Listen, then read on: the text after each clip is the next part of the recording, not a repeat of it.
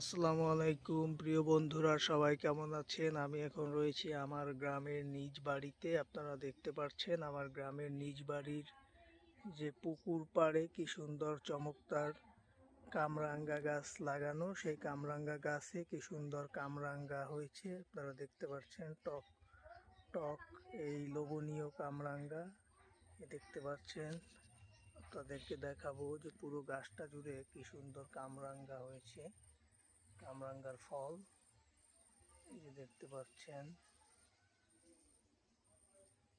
একদম পুরো গাছটা জুড়ে কি সুন্দর চমৎকার এই কামরাঙ্গা ফল হয়েছে। এই যে দেখতে পাচ্ছেন প্রতিটা ডালে ডালে কি সুন্দর কামরাঙ্গা হয়েছে।